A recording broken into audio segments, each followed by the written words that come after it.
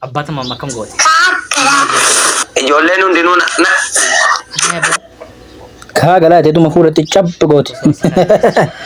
Ijoolleen akkanaa beektanii jirti bakka hedduu. Wanni kun diraamaa ta'ullee waan akka inni mudannoo akkasii mee namni si mudata jira. Abbachatu moona dhibeen.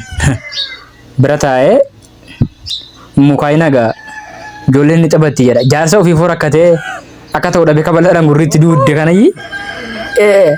Mukaayina gaa jedha. Mukaayina gaa ijoolleen taphatti. Tapha ijoolleen nama guddaa wajjin taphatti. Bara ijoolleen akkanaa takka takka. Garuu wanti kun diraamaa fakkaatu malee wallaahi waa hedduu irraa baratamu. mukaayina gaa biyya keessumaa argite taphatti hojjaan. Mukoomna taphataa jirti. Taphataa jirti. Diraamaan kun taphatamaa jira. Qolaan jiru. Maal godhaa jirti? Akka kubbaatti dhiitte jaarsa. Wallaahi akka kubbaatti dhiitte. Wallaahi jaarsa akka kubbaatti dhiitteen.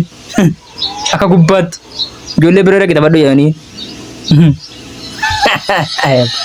Ana silaa taate gadi qabbeetu makki miidhaa dhiyuu itti godha haadhasi maal jennaan na dhiittee miilli dhukkubee uumen jedha.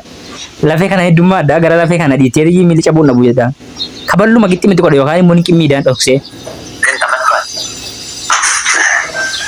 Lisa taphadhu ijoollee wajjin. Akkuma nama salaataa jiru godhatanii bara. Akka nama attayyaa turtaa jiru. Isa babbayanii. Isa babba. Hayyee. Hayya abbata. Ija cur godhanii akkuma nama yaani. Hayyee. Mukaayina abbata nama jaallatti. Mukaayina abbata nama jaallatti. Kun jaalala jibbiinsa malee. Kun jaalala guys. Kun jaalala jedhama rabbiidhaati. Mukaayina abbata nama jaallatti mujattiin. Ini kufaris. Isin taladis. Nama jaallatti. Hinkuftaa dhiisi yaani. Isiinuma yaaddaani. Intalti of gattee taphachuudhaaf isaan cinquu bira kutteeti. Hinkuftaa dhiisi yaani. Hinkuftaa dhiisi cucummaanii. Ayya abbatamaa manaa nyaatu. Abbatamaa. Ijoolleen katamaa akkuma kana nama jaallatti. Ijoolleen katamaa maal nama jaallatti nama azzabdi malee. Wallah nama azzabdi. Wanta akkasiin jiru takka isin mudate beekaa? Mee komentii jalatti barreessaa.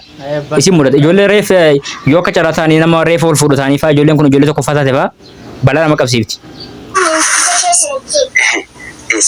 Ilaamee nama nyaata.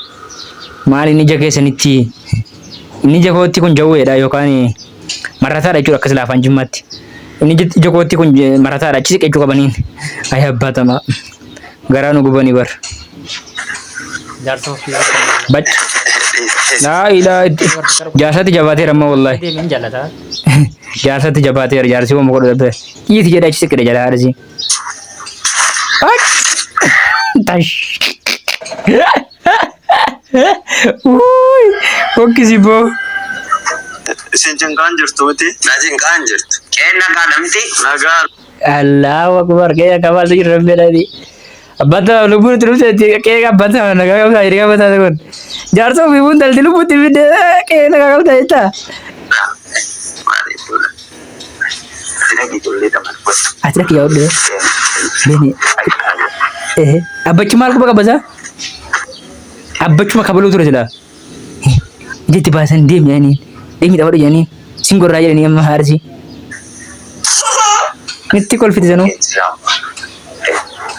Waswaasi kannaas.